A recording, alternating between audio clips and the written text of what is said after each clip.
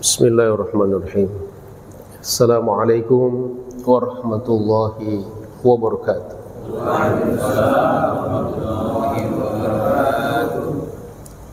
Alhamdulillah. Alhamdulillahirabbil alamin wa bihi nasta'inu ala umuri dunya waddin. Allahumma shalli ala sayidina Muhammad wa ala ali sayidina Muhammad. Subhanaka la ilma lana illa ma 'allamtana innaka antal alimul hakim. Allahumma 'allimna ma yanfa'una wanfa'na bima 'allamtana. Rabbana zidna ilman warzuqna fahma. Rabbi shrah li sadri wa yassir li amri wahlul 'uqdatam min lisani yafqahu qawli. Amma ba'd. Ma'asyiral muslimin wal muslimat rahimakumullah, para asatid, para orang tua, tokoh masyarakat, segenap jemaah Masjid Rahmatul Ummah, ya insyaallah mudah-mudahan kita semuanya senantiasa dimuliakan dan dirahmati Allah Subhanahu wa taala. Pergi ke pasar membeli ikan. Tidak lupa juga membeli terasi. Puji syukur kita panjatkan bisa bertemu pada hari ini. Alhamdulillah. Yang pertama dan yang paling utama, mari kita senantiasa panjatkan puji dan syukur kepada Allah Subhanahu wa taala atas segala limpahan rahmat dan karunia yang senantiasa diberikan kepada kita tanpa kita minta dan semuanya gratis. Mari kita senantiasa bersolawat dan menyampaikan salam ta'zim, salam cinta, salam rindu kepada sosok yang telah kita jadikan sebagai suri teladan, yang mencintai kita melebihi cinta kita kepada beliau, yang peduli kepada kita di dunia sampai di akhirat. Bahkan di saat-saat akan dicabut nyawanya, kita lah yang diingatnya, yang dipanggil-panggilnya, yang kita harapkan syafaatnya, baginda Rasulullah sallallahu alaihi wasallam. Allahumma salli ala sayyidina Muhammad wa ala ali sayyidina Muhammad. Jamaah sekalian dirahmati Allah Subhanahu wa taala. Apa kabar semuanya? Sehat ya? Kita bisa mulai pengajian kita. Masih lanjutan dari kajian sebelumnya, yaitu bahasan dari kitab Nashihul Ibad, yang merupakan syarah dari kitab Al-Munabbihat ala Isti'dad li Yaumil Ma'ad karya Ibnu Hajar Al-Asqalani.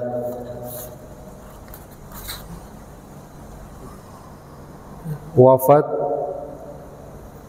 852 Hijriah, usianya 79 tahun. Kemudian disyarah oleh Imam An-Nawawi Al-Bantani, seorang ulama besar Nusantara yang bertaraf internasional. Wafat 1314, usia 84 tahun. Tapi kemudian kitab ini lebih dikenal dengan Nashihul Ibad. Di pesantren-pesantren, di sekolah-sekolah agama, di dalam dan di luar negeri, sampai dipelajari juga. Bukan hanya di Indonesia, tapi beliau dikenal sampai di Maroko, sampai di Tunis, di Mesir. Karena level beliau ini adalah level internasional. Yang anehnya, orang-orang kita banyak yang tidak peduli dengan kitabnya beliau.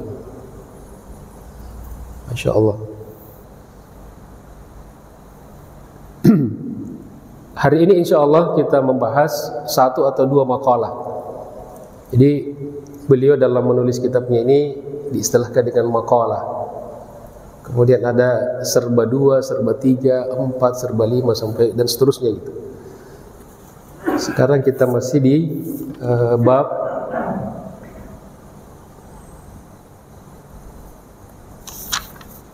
di akhir bab serba 4.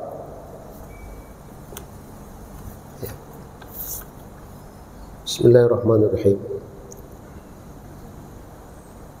Qala al-muallif rahimahullah ruya anin Nabi sallallahu alaihi wasallam, diriwayatkan dari Nabi sallallahu alaihi wasallam,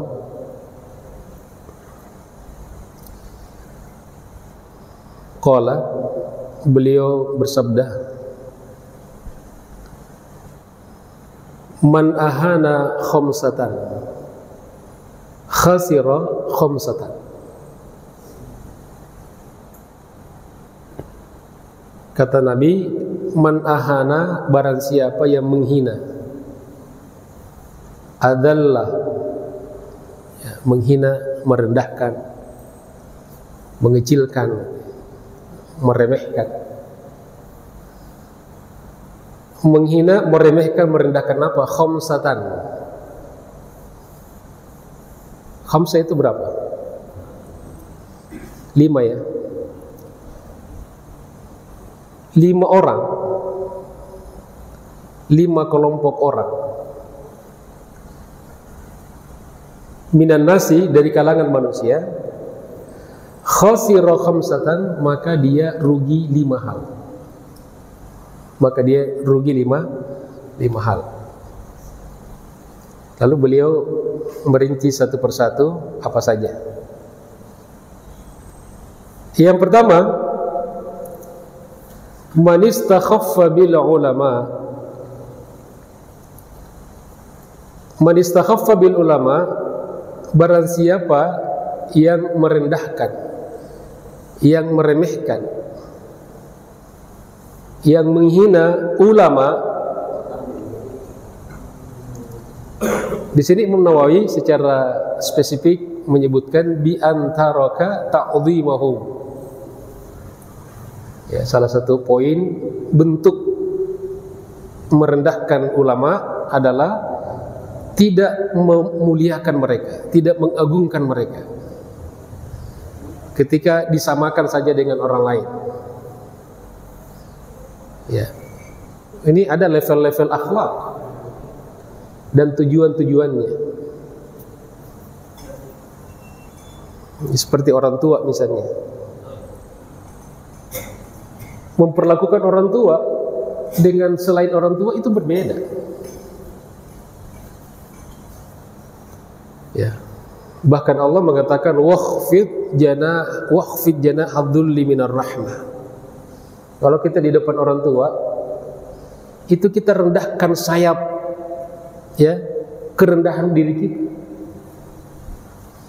Jadi kalau di depan orang tua nggak boleh kita busungkan dada itu. Itu perintah Al-Quran.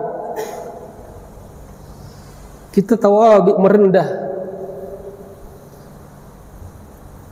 Dan guru itu sama dengan orang tua. Jadi tidak boleh kita lewat di depan orang tua petantang petenteng. Makanya kita dulu diajarkan orang-orang tua kita, kalau lewat di depan orang tua, di depan guru itu, kalau di Makassar itu apa namanya, tabe itu, menunduk sambil tangan kita digini. Itu akhlak, bukan menyembah orang, bukan. Itu perintah Al-Quran. Nah, jadi kata Imam Nawawi, bi antara ta'dhimahum, di antara bentuk merendahkan ulama, guru-guru itu adalah dengan tidak menempatkan pada posisi. Ya. Maka apa yang terjadi? Khasiraddin, maka orang itu akan rugi agama, rugi agamanya. Kenapa? Fa innahum, karena mereka ini para ulama, para guru, ma'danus syariah, tambangnya syariat. Kita belajar agama, kita paham agama halal haram, kita tahu al-haq, itu dari mereka, dari guru-guru, dari para ulama yang ilmunya bersanad sampai baginda Rasulullah sallallahu alaihi wasallam. Mereka belajar dari gurunya, dari gurunya, dari gurunya, dan seterusnya. Coba Bapak Ibu bayangkan kalau kita tidak ada guru, tidak ada ulama, apa yang terjadi? Jadi kata Imam Nawawi, ma'danus syariah, Ini kita jangan sibuk tambang batu bara aja kita kelola gitu. Tambang minyak, tambang emas. Lalu kita mengabaikan salah satu tambang kekuatan umat ini. Walaupun kita memiliki tambang batu bara, tambang apa saja, kalau kita kehilangan tambang umat, ulama, kita nggak ada apa-apanya. Maka rugi, kata Nabi, rugi agama kita. Makanya perlu kita belajar, perlu kita ngaji, menghilangkan ego kita, gengsi kita. Jangan milih-milih guru. Selama dia mengajarkan ilmu yang bermanfaat, silahkan belajar. Hilangkan fanatisme kelompok kita. Ulama dulu berbeda pendapat, tapi mereka saling menghormati, apalagi kepada ulama. Itu yang pertama ya. Jadi barang siapa yang meremehkan guru, ulama, maka dia akan kehilangan dan rugi agamanya. Dan tentu itu kerugian yang pertama. Orang rugi dagang biasa, iya kan? Tapi kalau rugi agama, bagaimana caranya? Kemudian yang kedua kata beliau, wa man istakhaffa bil umara, dan barang siapa yang merendahkan, yang menghinakan umara, para pemimpin. Di sini kata beliau al-muluk, penguasa-penguasa. Ya. Tentu di sini penguasa-penguasa yang benar. Ada catatannya kan? Ada penjelasannya. Ya. Makanya di dalam Al-Quran disebutkan ati'ullah wa ati'ur rasul wa ulil amri minkum. Taatlah kalian kepada Allah, taatlah kalian kepada Rasul, dan ulil amri. Tidak pakai taat di situ. Coba lihat kita penjelasan ulama tafsir. Mereka mengatakan bahwa kenapa tidak ada lagi wa'ati'u ulil amri? Karena kalau ketaatan kepada Allah dan Rasulullah itu ketaatan mutlak, tanpa syarat. Sementara ketaatan kepada selain keduanya itu muqayyadah atau muqayyad, bersyarat. Syaratnya apa? Selama orang itu, selama mereka taat kepada Allah dan Rasulullah, maka dia berhak kita taati, bahkan wajib kita taati. Nah, maka barang siapa yang merendahkan, yang menghina para umara, tentu di sini para umara yang mengikuti Allah dan Rasulullah, apa yang terjadi? Khasirat dunia, rugi dunianya. Kenapa? Li'annahum, karena mereka itu alladzina, orang-orang yurattibuna umurad dunya, yang mengatur, yang memanage urusan-urusan dunia, wazimamiha, dan kendalinya biaidihim, di tangan mereka. Aturan-aturan, kebijakan-kebijakan, siapa yang buat itu? Siapa yang buat? Kita para misalnya ada orang nih, ada di satu tempat jualan miras, minuman keras. Khatib di sini cuma teriak, jangan minuman keras, itu haram. Setelah keluar, kira-kira orang jualan berhenti nggak jualan itu? Berhenti nggak? Tapi kalau ada aturan, ada perda, di wilayah ini tidak boleh ada penjualan miras, kira-kira berhenti gak jualan itu? Itu siapa yang buat itu? Umara. Makanya penting pemimpin itu. Makanya umat ini jangan cuek dengan pemilihan pemimpin. Ah, saya nggak mau ikut politik. Ya beginilah nasib kita, dipimpin orang-orang yang tidak paham kepada agama, tidak berpihak kepada ulama, tidak berpihak kepada agama. Maka nanti ketika memilih pemimpin, lihat kira-kira mewakili kita enggak. Ya.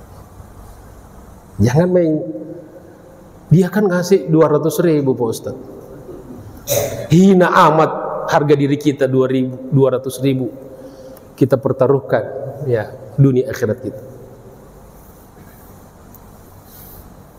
Ya, itu jadi karena mereka yang mengatur. Kalau tidak mengatur jangan ditaati. Ini kan para pemimpin yang benar, ngurusin rakyat. Sekarang hati-hati, ini para udah mulai turun lagi nih, cari suara, cari muka. Kalau udah dapat, lupa lagi masyarakat. Kita jangan terus mau dibodoh-bodohi. Insya Allah. Kemudian kata Nabi yang ketiga adalah wa man istakhaffa bil jiran, barang siapa yang merendahkan, yang mengabaikan al jiran. Apa itu al jiran? Jamak dari jar, tetangga. Ya. Kata Imam Nawawi, maksudnya al mujawirina fil masakin, orang-orang yang tinggal di sekitar kita, rumahnya, ya, rumahnya di sekeliling kita, min jami'il jihad, dari segala penjuru. Kanan, tetangga sebelah kanan kita, tetangga sebelah kiri kita, tetangga di depan, tetangga di belakang. Tetangga? Iya, kalau di rumah susun kan, apartemen ada tetangga atas, tetangga bawah, tetangga bawah ada juga. Itu adalah tetangga kita. Dan kata ulama, bukan hanya yang bertetangga secara tempat tinggal secara rumah, tapi orang-orang yang selalu berada dengan kita. Teman kantor, itu tetangga kita. Tiap hari kita ketemu. Teman kerja, teman pergaulan, dan seterusnya. Maka apa yang terjadi kalau kita menyepelekan orang-orang di sekeliling kita? Tetangga. Kata Nabi, khasiral manafi', maka dia akan rugi dan kehilangan banyak manfaat. Manfaat jamaknya manafi'. Manfaat. Ya. Al khairat, kata Imam Nawawi, al khairat, kebaikan-kebaikan allati yang yutawassalu biha ilal matlub, yang semestinya kita dapatkan. Kalau kita baik sama tetangga, mestinya dia ngirimin sesuatu. Karena kita nggak baik, dia nggak kirim, betul? Iya. Dia beli duren. Duren itu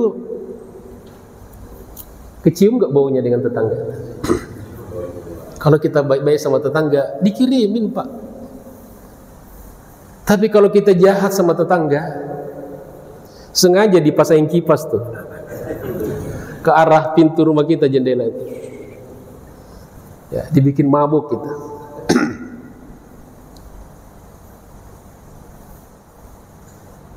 Dan kita orang Indonesia yang baiknya, kalau kita bertetangga, kalau kita baik, standar normal sajalah, jangan jahat. Jadi kalau kita nggak bisa berbuat baik, paling tidak jangan jahat, diam saja. Orang sudah baik sama kita, alhamdulillah. Tapi kalau kita jahat, ya resiko. Tapi kalau di sini, masya Allah, ini di Jatiwaringin ini baik-baik semua, alhamdulillah. Makanya pada betah kan nggak pindah semua kan? Mau pindah kemana? Memang rumahnya cuma di sini, ya. Ruwi annahu sallallahu alaihi wasallam qala.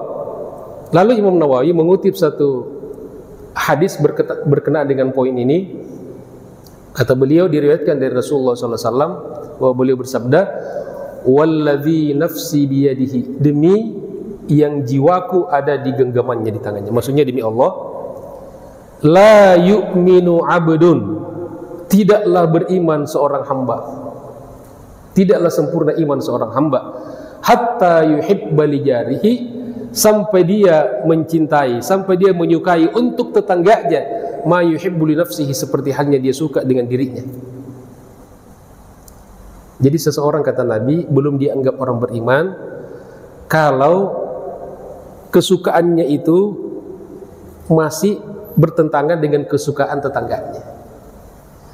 Ya. Apa yang kita suka pada diri kita, kita juga suka sama tetangga kita. Ya kita tinggal cari apa yang kita suka nih. Mau kita apa bertetangga? Kita itu pertama mau diterima, betul? Mau dihargai ya?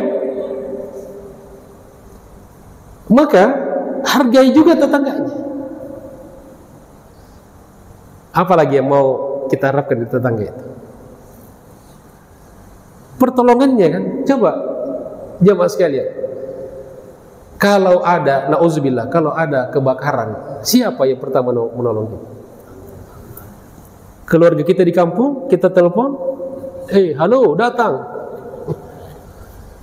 Ya. Siapa yang pertama menolong?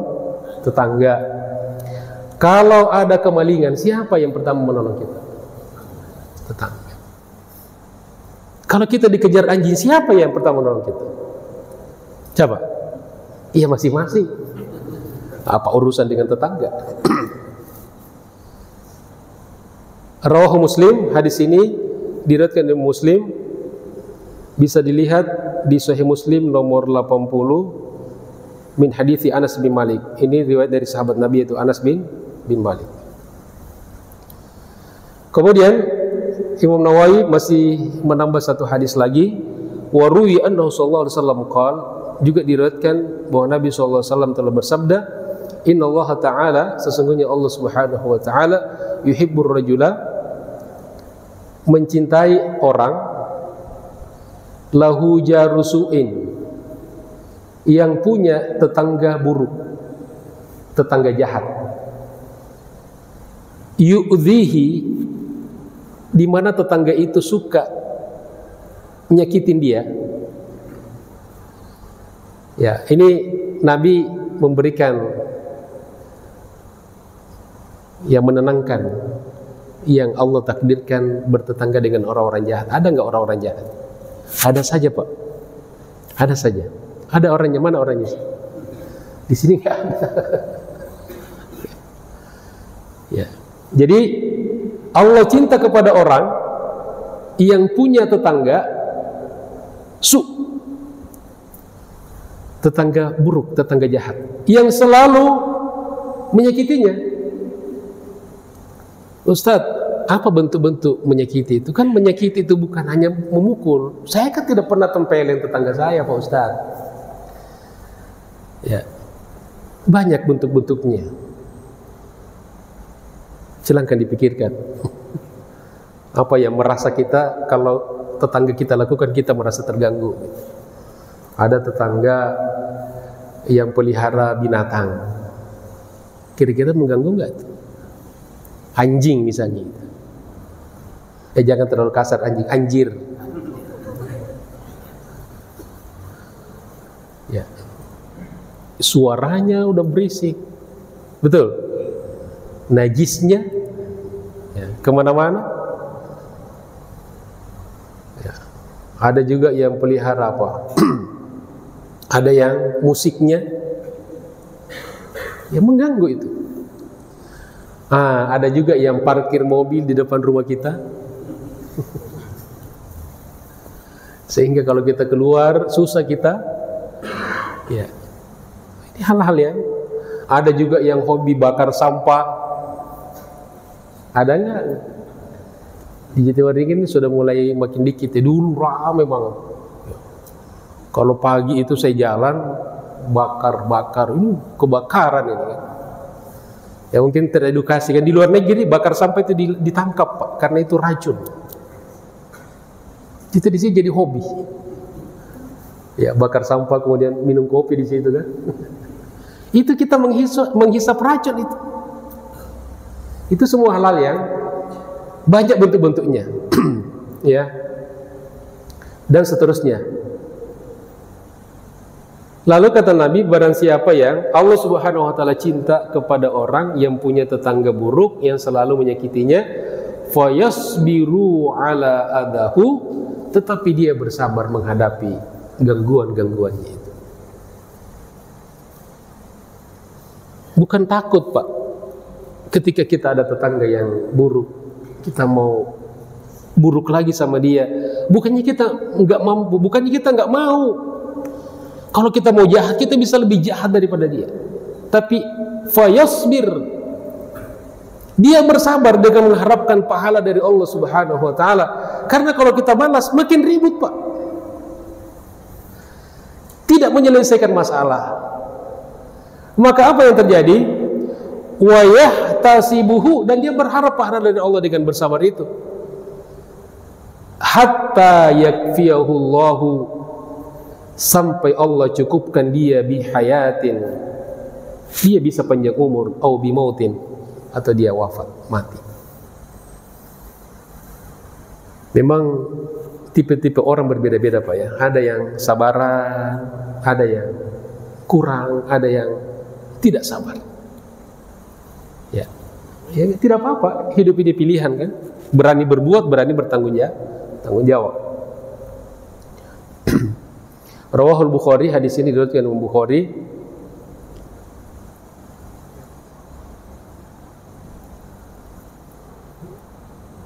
Kemudian yang keberapa, Bapak Ibu?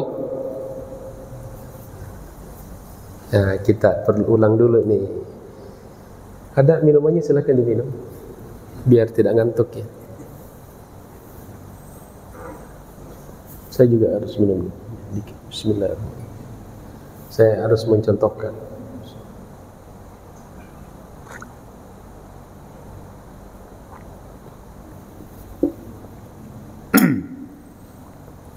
Pertama tadi menghina ulama.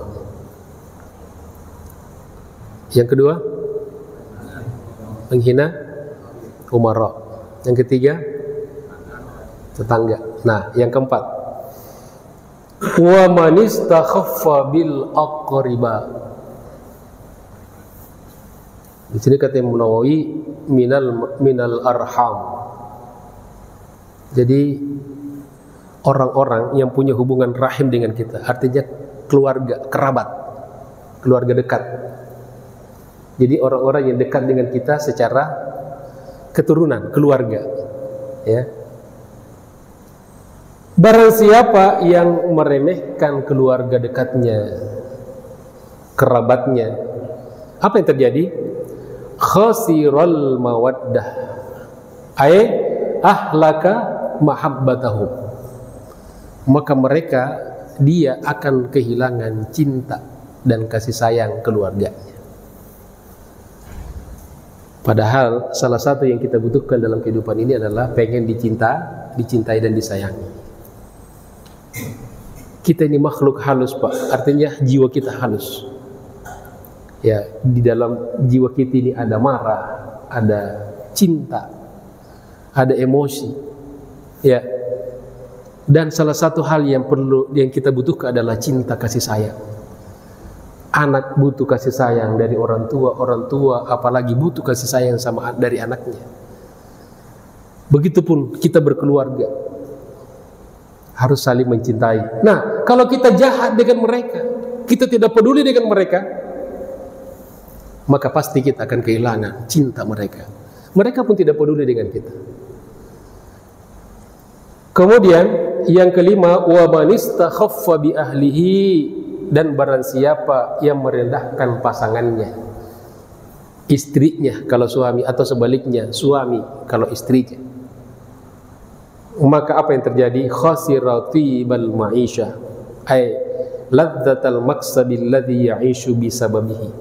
Maka suami atau istri akan kehilangan ya kenyamanan hidup.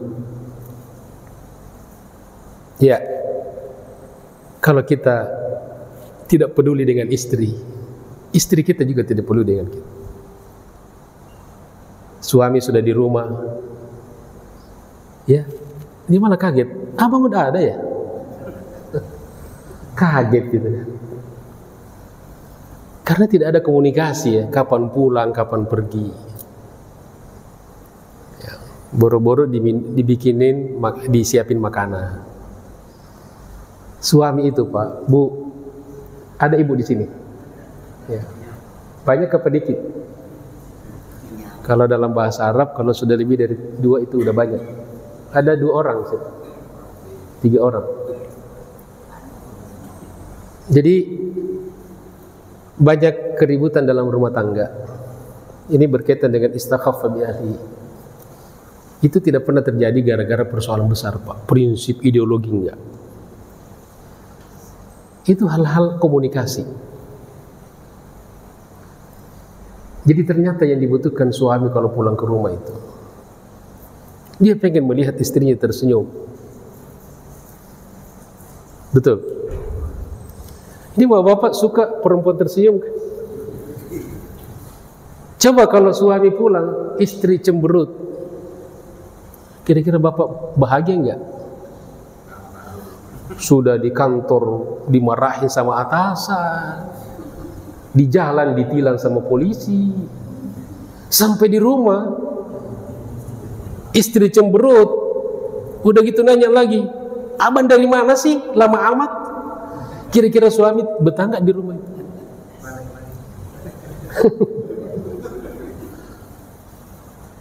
Jadi ternyata dalam ilmu komunikasi, laki-laki itu kalau pulang ke rumah wajahnya datar,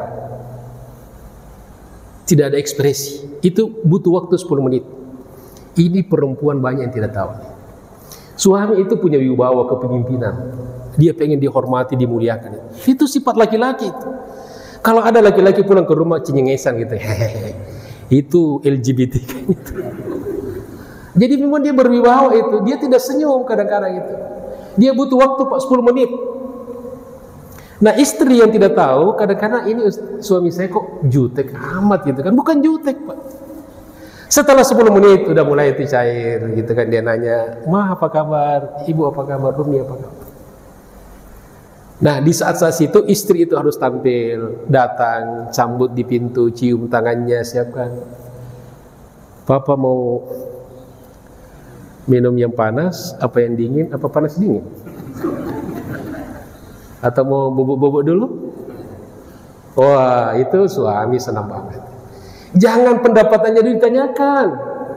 Karena kan istri datang, Pak, bawa nggak berapa nih?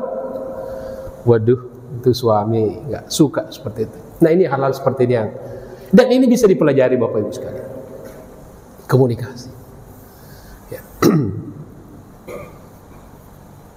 Wa man istakhaffa bi ahli, barang siapa yang merendahkan keluarganya, ya sama dengan merendahkan itu tidak menyambut dengan baik. Ya, ada istri, suami pulang, laporan ini. Baru masuk pintu, Pak, gas habis. Tubuh lampu putus. Itu apa, anak sakit. Kata suaminya, tidak gitu. Ya, tahan dulu, tahan. Setelah 10 menit, setelah suami makan, mandi, istirahat, sudah enjoy, baru mulai ngobrol. Begitu Pak ya, Bu?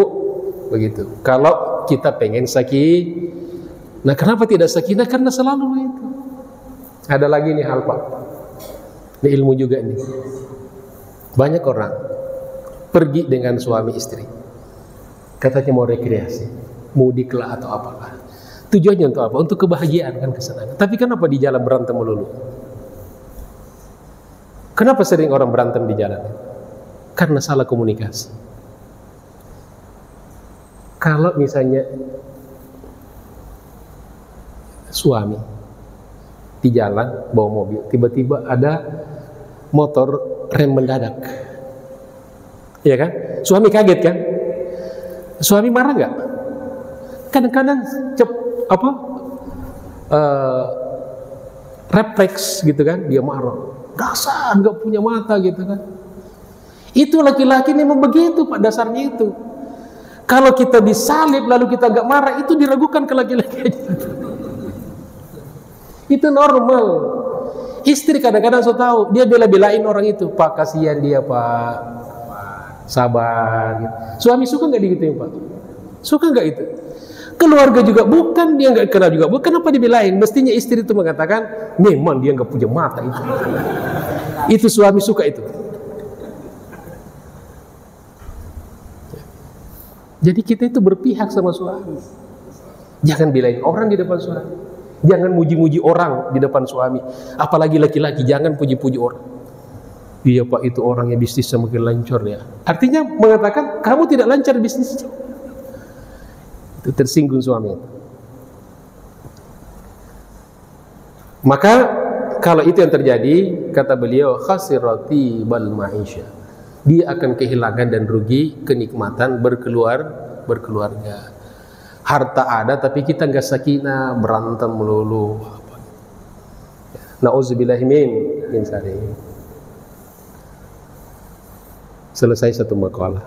Mau ditambah apa cukup? Tambah apa cukup? Atau kita tanya jawab aja ya? Ya, kita cukupkan satu makalah. Nah, sisanya insya Allah kita lanjutkan dengan tanya jawab. Kita akhiri ini dengan kafaratul majlis. Subhanakallahumma bihamdika asyhadu an la ilaha illa anta astaghfiruka wa atubu ilaik. Wa lakum minkum assalamu alaikum warahmatullahi wabarakatuh.